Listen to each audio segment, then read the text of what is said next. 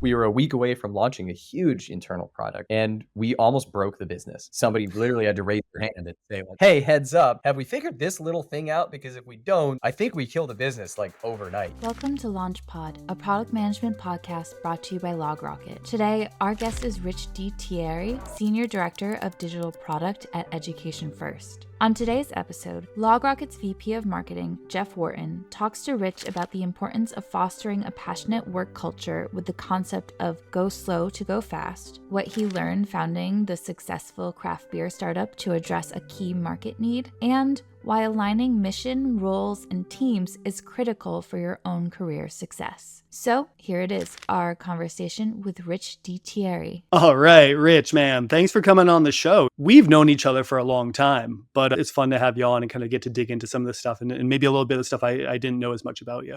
Yeah, it is totally my pleasure to be here, man. I'm glad that our 12-year friendship has paid off with my first media appearance in some time.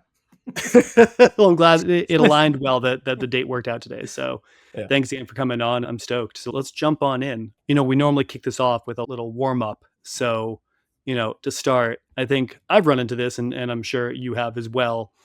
But, product management and product in general can be a fairly, to put it loosely, broad role. With that in mind, how do you kind of talk about what you do and how do you frame what you do maybe to someone outside the tech world, right? Like I always use the example, my mother-in-law still has no idea, almost 20 years later of being with her daughter, of what I do.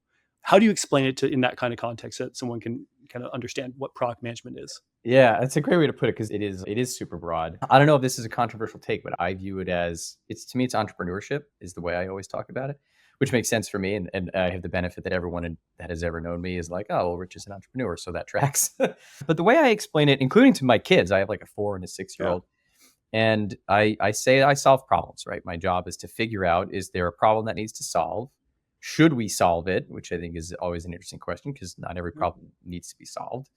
Or is there an opportunity at something like, to build a solution or make something easier for somebody or whatever? So I tell my kids like, hey, you guys know how you play games on your apps or play apps on your iPad or whatever?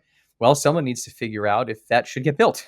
And what it should actually look like and what it does and all that. And that's kind of my job. So we figure out, is this something we should do? Can we make it better? Can we solve a problem for somebody or build something fun or cool or interesting? And then I get the people together who actually know how to do it because I don't actually know how to build anything, but I'm good at bringing people together to do it. So how do you solve the problem and should you even solve it? Yeah. I love the framework. It's, people often, I feel like, leave out that second part of like, what is it? You were so busy figuring out if you could do it. You didn't think about if you should do it. That's right. I love that's the Jurassic Park. So exactly. And then before you know, we have Tyrannosaurus Rex running around. So that's right. All right. Tools. We all have the things we use and love and can't live, day to day. And I feel like even though we're in a world where we're over tooled, are there, like 3 things that you can't live without? Or what are the 3 tools kind of work wise? I want to narrow it down to that you can't live without. I'm so simple. I was trying to think about this ahead of time. It's funny because I've actually never really considered myself a product manager. So when you were asking me coming on here, I was like, oh man, I got to. You're such a product person. Like you've always been a product person. It's funny. I didn't think about that until a few years ago when I started here, because it sort of had that in the title. And it certainly is more formal in that way than any previous work I've done. But no, I think there are kind of only 3 that I really care about, right? Honestly, which is it's Miro, Asana, and Microsoft Teams. We're a hybrid team. I'm remote. I got a couple of people on my team that are spread around the country. Most of them are in Boston. So Teams is like critical. But Miro and Asana are like, if those don't work, like everything comes crumbling down pretty quickly. So yeah, I'm just a big fan of those. We're big on project management in Asana with a bunch of automations and things it's so easy to just like lose focus on what you're doing when you have a million problems to solve. There's an abundance of opportunity to build cool things and solve interesting problems. And you have those, to me, they're like blinders. It's like I open it, I filter, and I'm like, cool, now I'm thinking about nothing else. That's right. It's back to, should you solve it? And it's not always don't solve it because we might get T-Rexes, but just more like, is this the most important thing to work on? So, that's right. Yeah. Is this actually a priority? The lens I think about it a lot is, does this move the needle on the business or not? Yeah. Does this solve a problem that's really relevant for somebody, or is it acutely painful or not? And if it's not, cool, it's going to go into the backlog. Now, I'm kind of interested to hear your answer on this one because we joke on this show that people come to product from all sorts of different backgrounds. And like, I think we had last week on someone who has been in product for, since the late 90s to now. And that has been, I think he's the only one we've had on the show since doing this, for 9 months or something at this point, who had that background. But you have an especially esoteric one. I mean, you've been a founder, you've done biz dev, you have been a founder again, you were a consultant at Deloitte. Like, you've been all over before you came to like a capital P product role, even though I do maintain you have been a product person for as long as I've known you. What, I guess, looking at kind of the world of product right now, what's maybe a controversial thought you have, or what's something you see that's popular that you think is being done wrong, or maybe not being done that should be being approached differently? That's a good question. I think the one that I see crop up in my world, and I have to be honest too, like I'm not hyper connected to the rest of the product world because I just didn't consider myself as like that person. I'm way more sort of in the like entrepreneurial startup-y sort of mindset. And a problem that I do see come up here is letting the tail wag the dog. Meaning, somebody has an idea and they're like, I want to do this because it seems cool, or like it's what the customer would want, but it might not be. Or the worst case is the technology driving the business versus the business driving the technology. So, we're aware of it. Like we talk about it at work a lot. Like we have something comes up, it gets into a product meeting about, we want to go and do this. And now we actually have people around the room who might raise their hands and say, hey, like this might be the tail. Like, let's not do that thing. But that, to me, that's far and away one of the biggest. The second thing I'll say is that, and I think it's how I ended up in this job actually, because there were folks in the role previously that kind of like never really got the stuff across the line that we were hoping to, is thinking about all the different parts of the business. And rather than often just the technology or often just the customer, which are good, you got to understand both of those, but marketing plays a role. Finance plays a role. The CX, the support team plays a role in understanding, hey, if we're going to go and solve this problem, build this thing, build this product, try to roll this new thing out, whatever it is, there's 10 business processes that are affected by this. And if we don't make sure we understand the waterfall effect of that, you accidentally break stuff like really easily. Last summer, we were a week away from launching a huge internal product. And we almost broke the business. Somebody literally had to raise their hand and say like, hey, heads up, have we figured this little thing out? Because if we don't, I think we kill the business like overnight. And we were like, whoa, that never came up. Yeah. And it had never come up. And it was like that one conversation with a particular person in a particular business unit that didn't seem like they'd be affected was like, hey, wait a minute. I think this assumption you have isn't true and it's going to break everything. I think that's an OKR actually, is don't destroy the business, right? It's a big one. It's like the unspoken, really always on OKR is did you destroy the business? If yes, very bad. Yeah. You get in a lot of trouble if you destroy the business overnight. Yeah. Don't do that. Yeah. You might even lose your job. So I think a bunch of people might, yeah. So kind of from that point, right, you're coming at this, I think, very differently again than a lot, maybe long time capital P product people, I guess. Being integrated now into a much bigger org, right? Because you're coming from companies that either you founded and took 0 to 1 to, a lot of people to, you kind of operate within that world. And now you're at EF, which is a fairly large company, thousands of people. What do you see around you that you think product folks are doing that really rubs, maybe other stakeholders the wrong way? Like, where is there room to improve how that function works across the board? Yeah, I don't know. I think so EF is interesting here. It's interesting here. It's like weirdly siloed. It is the biggest company that you don't realize is the biggest company. We have over 50,000 employees. It's huge. Yeah, it's huge. It's massive.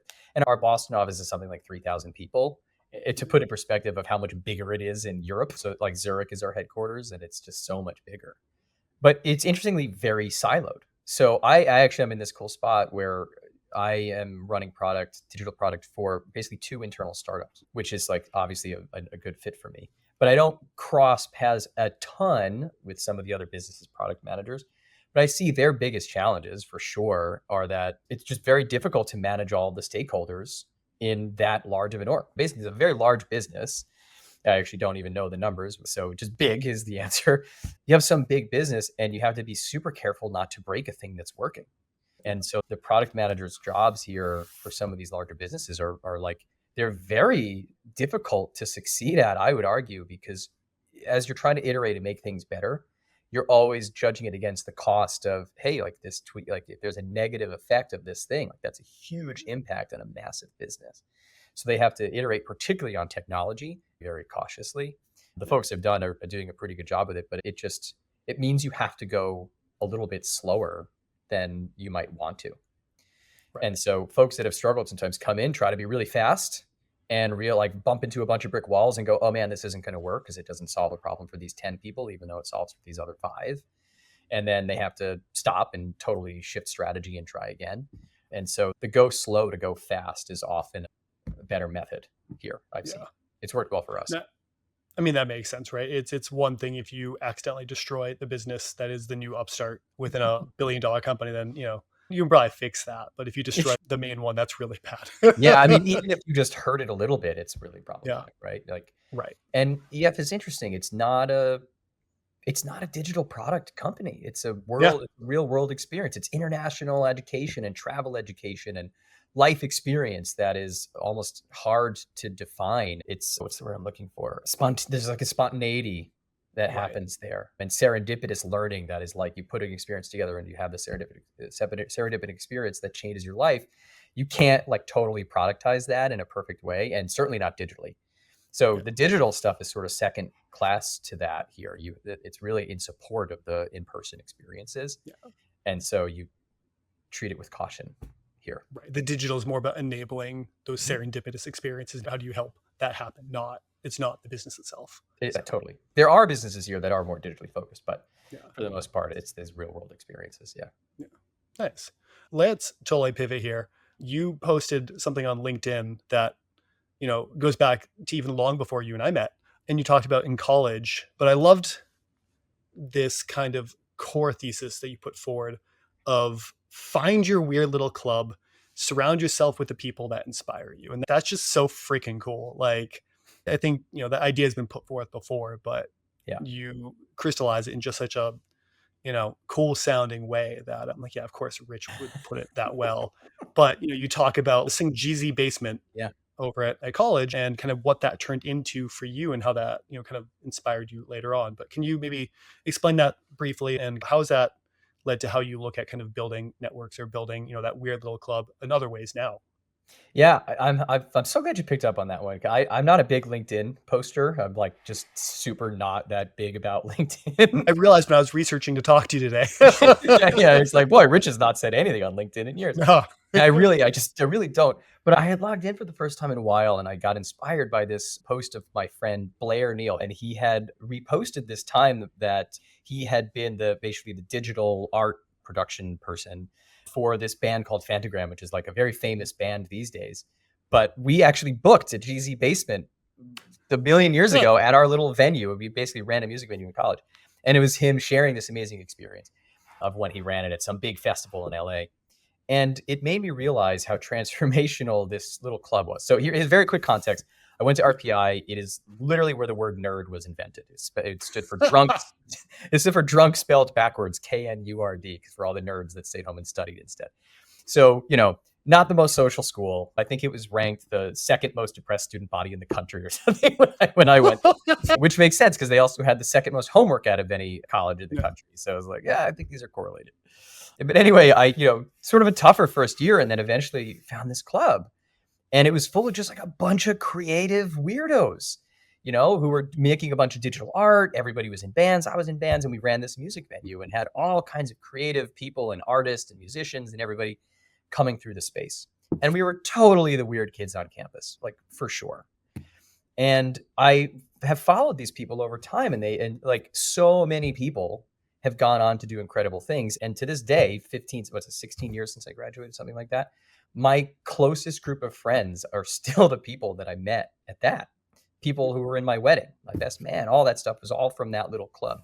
But a bunch of them really went on to be tremendously successful. And what I found when I was reflecting on it was that they're all like these super curious people who got obsessed with the thing and are just, this is my thing. I'm going to go and be amazing at it. And just kept on trying to be amazing at it and stayed hyper curious. There were all people that, you could talk to about some random topic that came across, in front of you that day, and you'd talk about it for hours. And so I was thinking about how I followed that through my career totally, right? So I think I've found that there's like this addiction, or I'm energized at least, magnetized by curiosity, and I'm allergic to apathy. And I think if in your career, like in a given job, I certainly think about it for myself. I've done a lot of career coaching. I think about this when I'm coaching people on career choices. Um, if you don't feel like you sort of fit in, if you don't feel like you can have long conversations with people about something, I love when I'm working with coworkers and some random topic comes up about, I don't know, like physics or some biological happening or whatever, and you just kind of go down the rabbit hole with them and realize, oh man, these people obsessively are interested in learning and growing too. And if you're surrounded by folks who don't have that drive to just keep consuming information and keep growing, find you might be getting a little bit stagnant. I think it also hit with an ethical side of it too, and caring about your work. Like, so the Deloitte thing was interesting. I started as a consultant, like you said, and I just so never felt like I fit in there. I was pretty good at the work. I could succeed at it, but I couldn't make myself care about it. A lot of it, some of it I did, but a bunch of it, it was like, man, I just like, it's very hard to be interested. And I found a lot of my colleagues, people I was working with, didn't feel like this weird little group of people that I could just kind of talk to about anything. I got a lot of kind of weird looks of like, Rich, why are you like talking about this weird thing? I'm like, I don't know, it's interesting. And I just didn't last at it. It just didn't, I felt so allergic to it. And then when we went and started Pintly and found the startup ecosystem in Boston, that's when I found, oh my God, I'm surrounded by people who are passionate about solving problems in ed tech or healthcare and biopharma things and alternative energy and things like that. There are problems that people really care about solving, even though they're overwhelmingly challenging, and they're having fun.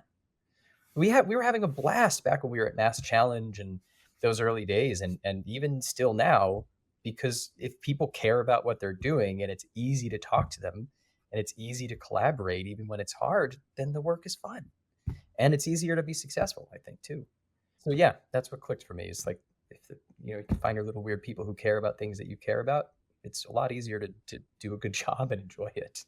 We joke here sometimes, or I joke with the team here, that we somehow have biased ourselves to hiring for almost like obsessiveness or neuroses. Yeah. And, I think you put it a lot better, is find people who care, because it's very hard to do great things, to do hard things, if you don't have a little bit of obsession. That's totally. Kind of, I think, honestly, the difference often between like good and great is you can't hit great if you're not a little bit obsessed, at least. Yeah, you'd be a little bit crazy for sure. And, obsession is certainly a form of craziness. And I think like when I talk to people about career goals and pathing, you think about any real job or career in terms of role, team, and mission. It's like, what are you going to do day to day? What is your actual work, and are you going to enjoy it? If you want to be building things with your hands physically, then sitting on the phone all day maybe is going to drive you crazy. Your team that's the people you're working with, and that defines the culture. And if you can't get along, or like sort of the old Google thing was be stuck in an airport with somebody and enjoy it kind of a thing, it's going to be tough. But then the mission is the product. And if you can't really care about what you're building, it's, even if those other two are there, that it's going to be tough. So you're looking for alignment on those three things. I think the team is most important of the three, but it's way better when you can get close to perfect on all three. Yeah. So, I think we started to touch on this, but you started out at Deloitte, and then I think it sounds like very quickly kind of realized, maybe this isn't the thing that you are going to care deeply and emotionally and with deep conviction about. So you pivoted hard, man, and you went from, being a consultant to, I think, probably a company that ended up at the nexus of two separate weird little clubs when you started Pintly. So you were, smack dab in Boston tech ecosystem and Mass Challenge and startup world, but also this growing world that was craft beer, which is how you and I met way back when. And you ended up coming out with a company called Pintly and a app and solving the discovery problem around like this growing industry that was these little local breweries in this world that was popping up. Like, I guess, how'd that decision happen, and what was the thesis behind that company? Like, how'd you wind up on like, this is what we're going to build, and this is what we're going to help the world understand? Yeah, that's an awesome question. Thanks for asking. What I was the think, problem you were trying to solve there, right? That can you solve it and should you solve it? yeah, and there really was, I think there was what felt like an acute problem to solve. So the founding story is actually that it was my roommate from Deloitte who had the idea. So I was coming from the Troy area where I graduated in New York and moving to Boston where I knew nobody. And Deloitte had put this list out of like, here's people who need roommates. And there was this guy, Tim, and we chatted over the internet. And I came out to Boston, hung out with him for a day. And I was like, I guess I'm going to live with you. So funny that's life, how that happened. You're like, yeah, sure, that works. I'll live with you for a year at least. Yeah, right. It was just totally serendipitous, to keep using that word. And we basically, what would happen is we would travel for work. We would fly out on a Monday. It's called the 3-4-5 work week. You fly out on a Monday. You're somewhere else, Loop City, Nebraska, or Harrisburg, Pennsylvania, or wherever I was at a given time, and then fly back Thursday night, and then work from your home office on Friday. And we both get back to our empty apartments on Thursday night and have a beer and like talk about it. We were both getting pretty into craft beer. And it just started coming up. I'm like, man, there's just so many. Like, there's this obviously a problem. Like, how do you know what's good and what isn't? And that was the original thesis. Like, it was his idea, and it was, there's a discovery problem here. And the idea was, how do you help somebody like my dad, who's been a local 3 union electrician for 40 years and a Bud Light drinker? How do you help him find something that he's willing to take a risk on to try, at the same time that you help someone like one of our Deloitte colleagues who drinks Bud Light limes and cocktails every time, but would never consider reaching for a craft beer because he's like, I don't know if that's any good. Like, what even is that? What is a double dry hopped imperial stout? Like, is that going to kill me? Probably. Right. And so the idea was, let's make it easier to discover, and you can rise the tide of the whole industry if it's more accessible, because at the time it was very inaccessible. The only real place to read about it was like Beer Advocate or somewhere that was, I think, very initial magazines or message boards or stuff. Yeah, exactly. It's a very insider baseball community. Yeah, very inside baseball, very like in the weeds on little tiny specifics and terminology jargon that just like if I said any of those words to my dad, he would be like, I don't want that. And like, that would be the end of it. Like, it just wouldn't happen. And so we were like, cool, let's make a thing that makes it easy to discover. That was the initial thesis. And then the second thesis that was, hey, this can be a business instead of just like a cool thing, is, breweries probably need help growing. They're these little tiny companies comparatively. They're all basically mom and pop startups taking out small business loans for the most part to start, and then helping them grow because they're competing against AB InBev and Budweiser and these massive companies that have multi-billion-dollar revenues and many multi-million-dollar ad budgets. And so how do we help do that? Turned out the first thesis was right. People really did want help discovering something that was good, and that took off. That was like a little bit of a zeitgeist moment on that. But the second thesis around the breweries turned out to be just like wildly incorrect. And we honestly learned a tremendous amount. We were just about to give up, and a friend of mine, Melanie Gordon, who had founded another beer industry startup called Tap Hunter, physically took the book, The Lean Startup, out of her purse and hit me with it. She physically assaulted me with The Lean Startup. And then I read it over a week or so. And something like 2 weeks later, we had our business that was much more sustainable. It wasn't so focused on helping the breweries advertise because they didn't need to. The industry was growing so fast. It turned out they really didn't need help advertising. Also, it's hard to sell things to small cash-strapped, low-margin businesses. Totally. What a rookie mistake. That was a classic 23-year-old, founder's mistake. Right. So, looking at you guys, started the app and it grew really fast. I mean, you guys, So we had, I had operated a small company on the side in the industry for a while at this point, and you guys went from not existing to really existing, really quick. So, from a standpoint of, user growth, which I think is something that ports across all types of, products, whether it be consumer products like that, or, whether you're selling, beer understanding and discovery, or social media or anything else, user growth is a huge goal. What did you guys do? Like, how do you go from 0 to 50,000 to 100,000 users in a fairly short amount of time? Yeah, it was quick. I think it was something like 100,000 users within the first year. And the first 10,000 of those came from the first couple of days, I want to say. It was really, that first few days was really fast. Yeah, I've reflected on this a bit because there really was, social media was really small comparatively back then. It was really like Facebook was just about it. MySpace was sort of dying. And Facebook wasn't this sort of like world dominating thing that it is now. There was no Instagram or TikTok or really anything. I think Instagram came out a couple of years later. So there's a couple of things. First was we were solving a problem that we understood really well, because we were solving a problem for ourselves and people we knew intimately well. So we used to use my dad as a persona a lot, and some of our Deloitte colleagues as personas a lot. And obviously ourselves on the end of the sort of like advanced user to like brand new person spectrum. So that helped a lot. I think we spent a tremendous amount of time trying to understand like what is the problem that really makes it click for a person to be like hooked like immediately. And we designed the product around that. Like you log in and the very first thing was like rate a few beers that everybody has tried. It was like Boston Lager and Bud Light and like things that most people have tried. A few kind of cool craft ones in there that, you know, maybe someone like a Bali Blue Moon or things like that. And then after that, we quickly, while we were developing that, we did an alpha test. So we took a lot of data and not only took our experience with people and tons of conversations, we then measured it and improved on it with little iterative loops. And then honestly, the big user growth in the beginning came from media. So we very deliberately went after some media outlets like Thrillist was huge back then.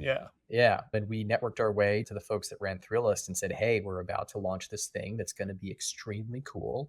We let them see the alpha. And then we coordinated our open beta launch, which is like really our proper V1. It wasn't even an app. It was just a website, and said, hey, like you guys, like you would be the ones to like announce it and work that out. So they tried it. They thought the product was cool. And yeah, when we launched, we sort of did a quiet launch the day before to make sure nothing would explode. And then they did their big email blast, and it was like 10,000 users in like 2 days or something like that. Nice. Yeah. And then was it just viral from there? People seeing it out and sharing, or? Yeah, we did build a little virality into the product. So, and again, it was like really early days for this. I think back, it's like, dude, everything does this stuff now. But back then it was like, we were so proud of ourselves for coming up with this. But, you know, it was, you know, rate and share. And so we built integrations with Facebook, and when Twitter started to grow and, you know, things like that. And then that drove a ton of growth because people were like, oh, what's that? I want to read your tasting notes, or I want to see what that thing was and click on it and make you sign up and things. But for the most part, it was word of mouth. For that first couple of years, we really focused on building a thing that people would really enjoy using and keep their attention and come back. So is it possible I could blame you for the trend of everyone taking pictures of their food now because people were sharing like what they drank back then? Possibly.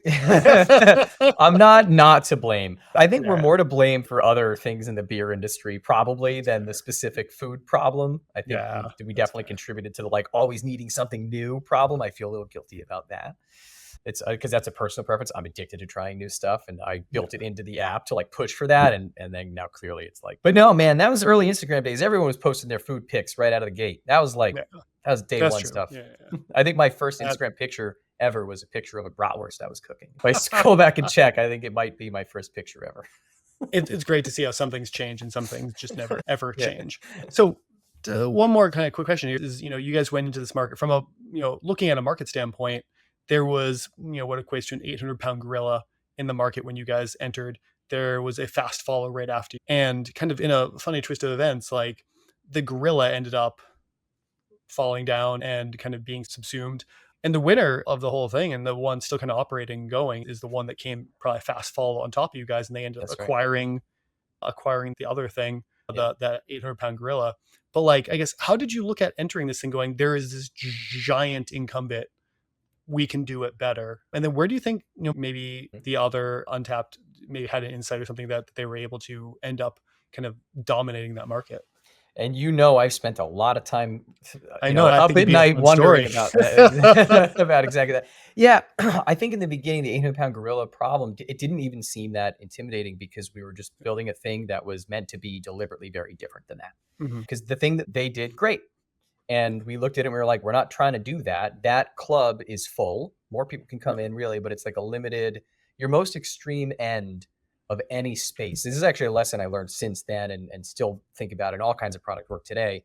If you're designing a thing for only the hardcore enthusiasts, your market is really small, really picky, really cheap, and like very difficult to serve. I'm big into cars, and it's a whole problem in the car space too. It's like the enthusiasts are the pickiest, and like it's very hard to satisfy them because nothing is going to ever be good enough.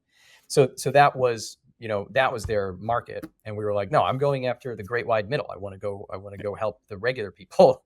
So it didn't seem so intimidating there. The Untapped stuff, I think, is really interesting, and I've thought a lot about that too. They did come in right after us. They had a slightly different angle. It was all about check-ins, which was just becoming like a big thing with like Foursquare at the time. It was like a new idea, and it was cool. It was super cool. When that app popped up, I looked at it and I was like, damn, that's pretty good.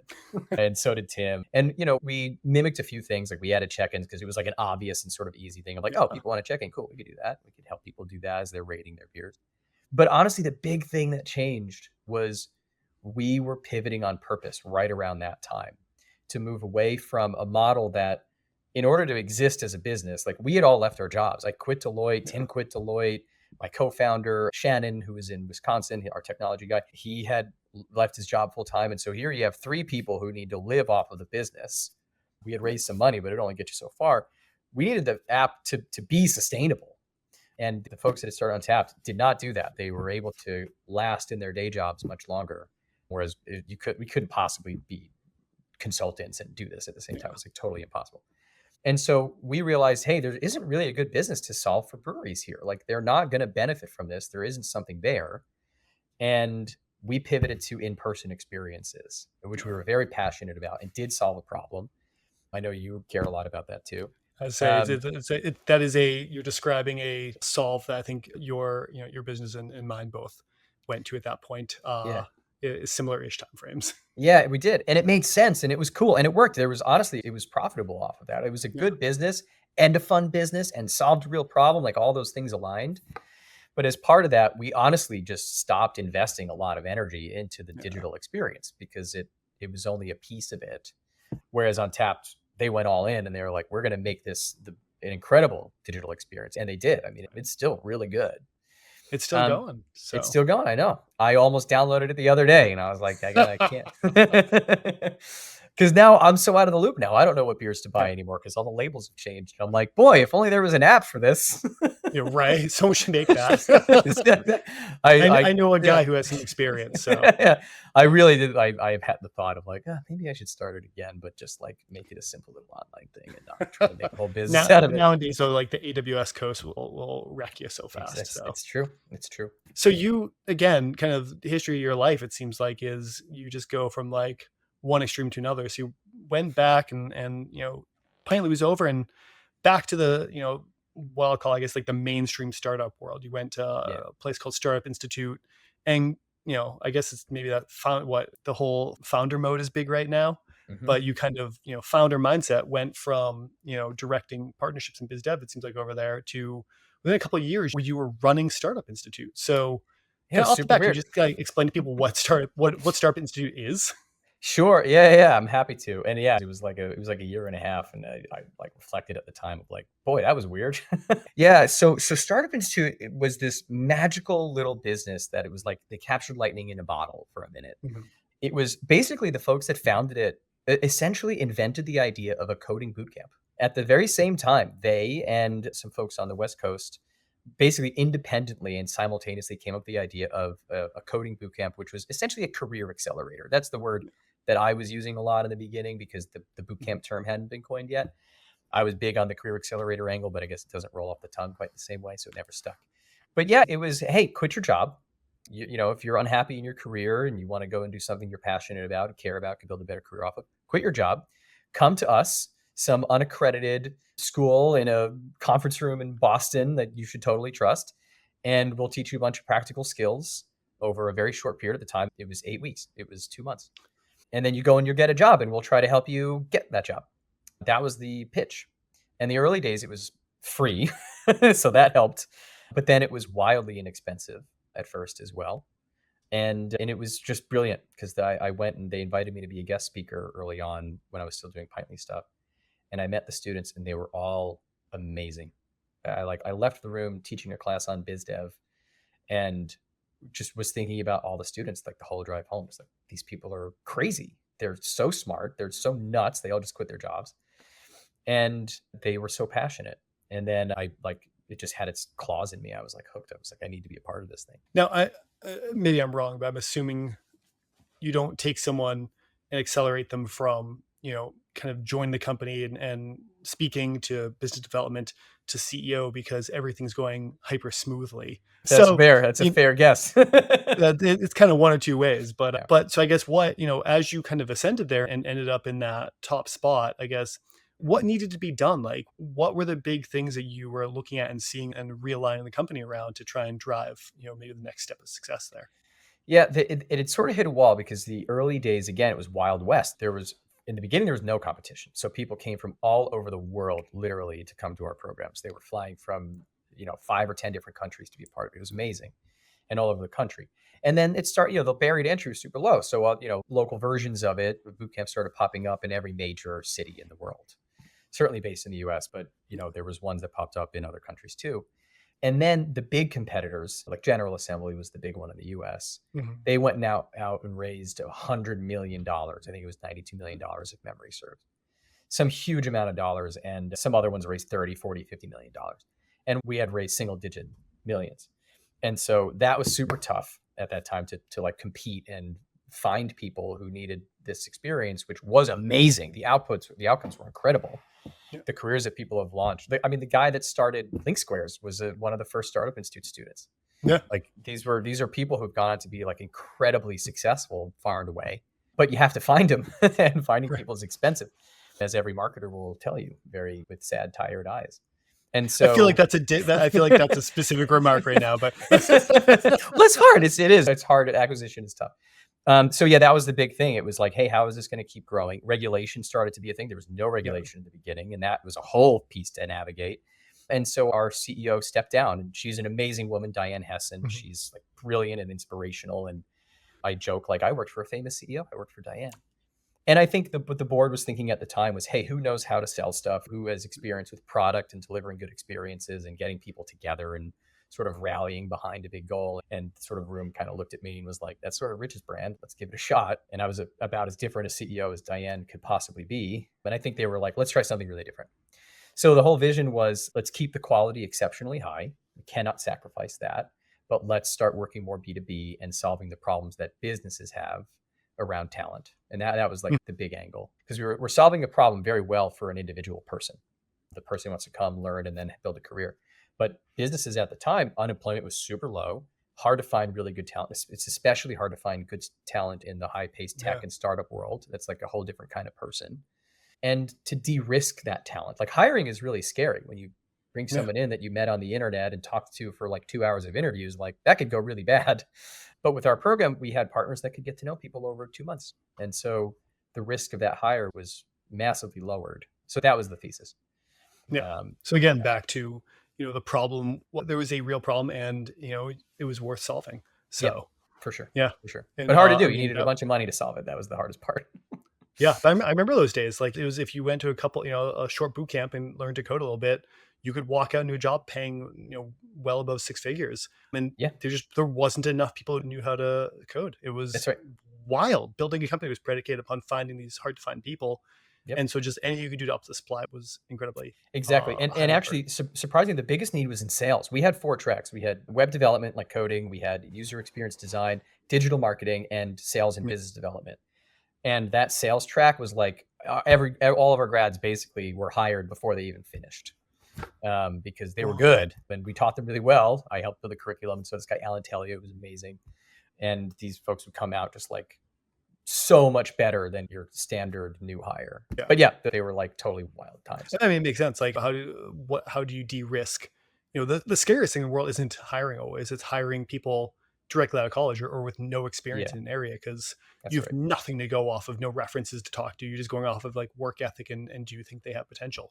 So anything you can do there to de-risk that, changes the math on it. So that's hugely valuable. Totally. So you went from there, you ended up founding Stack Education, which I think at face seems very similar, but I think probably has some very important differences though, right? Like what, I guess I'm assuming you didn't just leave for fun there. I'm assuming something was there, but like, is there more to kind of leaving and founding this, or is it just like, hey, this is an important problem to solve and I have the itch to go be a founder again? Yeah, I super didn't have the itch to be a founder.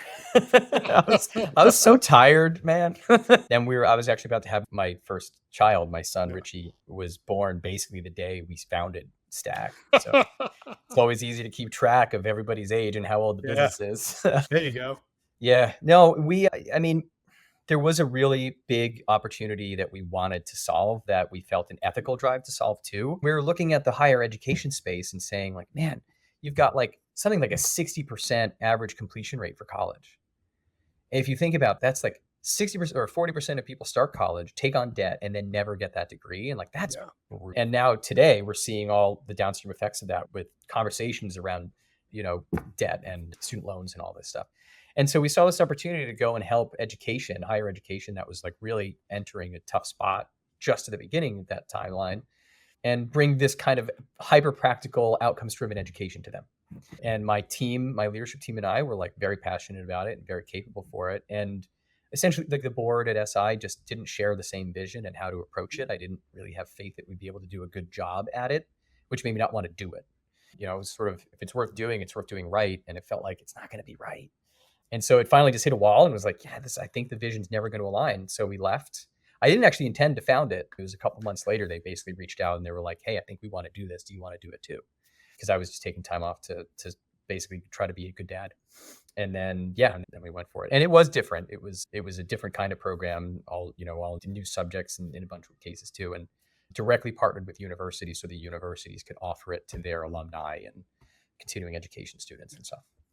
Yeah, I dug deep and found some of the old Voices of Stack videos.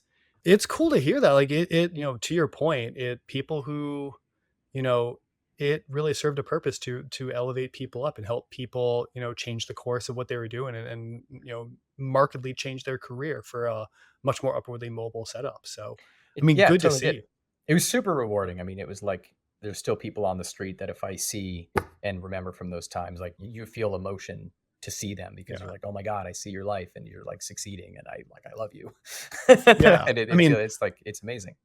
On the scale of like problems should we solve, right? You have like bring back T-Rexes on the bad side and, help people get more educated and grow their personal and career and raise themselves up is probably on the very, very good side. So totally balances the fact that you made like the beer app that got people just like obsessed with novelty. I really did. I'm like forever spending my career trying to make up for that is a karma balance right there. It is. And now it's pivoted. It's cool. We moved on from the educational piece, and at Stack now we actually got into the healthcare space. Funny enough, right before COVID we got into clinical trials and training people to work in that space. And then COVID happened, and it was like suddenly everybody's talking about three-stage clinical trials. It was like never a sentence in normal language, normal conversation. And now we're building AI technology to help that industry, to help the workforce there. So again, we followed the, hey, there's a problem to be solved. It's got its challenges to solve it. There's a bunch of issues in the higher education space, but hey, look at this, the academic medical center space. There's a huge opportunity around educating that workforce, which we still do, and using tech now actually to help rise that whole tide. You're still involved at Stack, right? Mm-hmm. Yeah. So you're still engaged there, but through all of that, you have come out still engaged at Stack, which is a hugely valuable and awesome, organization to be a part of. And then, you have probably after almost 20 years of doing this, your first capital P product job. That's right. So, it's the first time it's in a job title and it's a huge company. It's like so different than the last 10 years of my career, but it's so fun.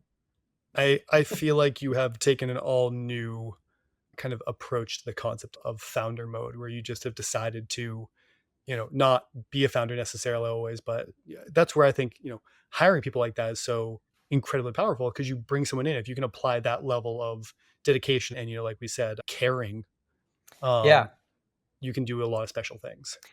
I agree, not to like break my own arm patting myself on the back, but I think like there's like certain roles that really benefit from having that kind of perspective. Yeah. And it's awesome. I've gotten to build it on my team here. Like everybody on my team, we call ourselves the tech team.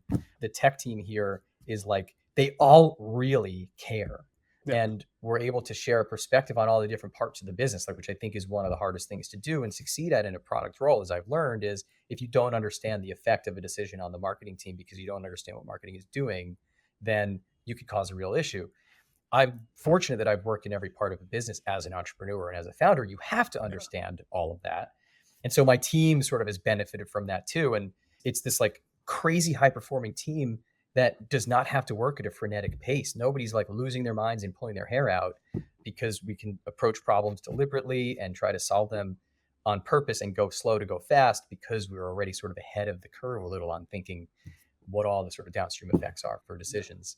And we're not technologists first. We're business problem, business solution people first, and the tech comes second. So we generally avoid the tail wagging the dog problem a lot. I mean, and that's kind of what I meant by, like, in my mind, you've kind of always been a product person, despite whatever your title might be, because I think something that's helped, in my own career as well, is you can be a marketer, you can be a salesperson, you can be a engineer, you can be in product. Being a product person just means you look at the entire system, or you're looking at how it all works together for what's the big goal you're solving. And if you can do that, you're going to accelerate in whatever you're doing. And if you can't, I think that's a great way to you're put probably going to be, a little slowed for no matter what your title says. I think that's a great way to put it. I think if product folks can think of themselves as entrepreneurs and broader business problem solvers, I think that's a path to success in my experience. Exactly.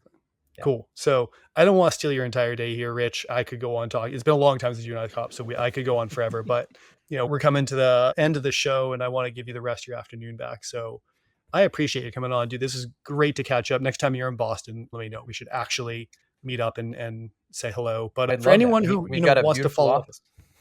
Yeah, no, we got a great spot too. You can come by. We'll do an office share. We'll show each other around. Do it. I'd love that. But I've been to yours, actually. You guys are customers, actually. So I've been to yours. Oh, sweet. I feel like I should know that. It feels like really relevant. Yeah. But especially to you, given your role. But for people who want to follow up on other things, maybe ask you about your favorite beer, or how you grew, or how they can maybe contribute to Stack.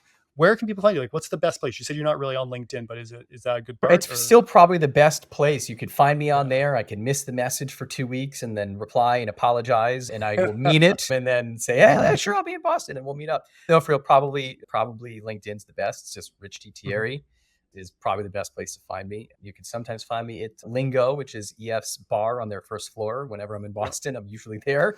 It's got a great craft beer selection and surprisingly good food, but that's about it. Yeah. Awesome. Cool, man. Well, it's a pleasure having you on. Thank you so much. And let's not have it be so long before we talk again. So yeah, thanks, man. Thank you so much. It was a total pleasure today. I really enjoyed it.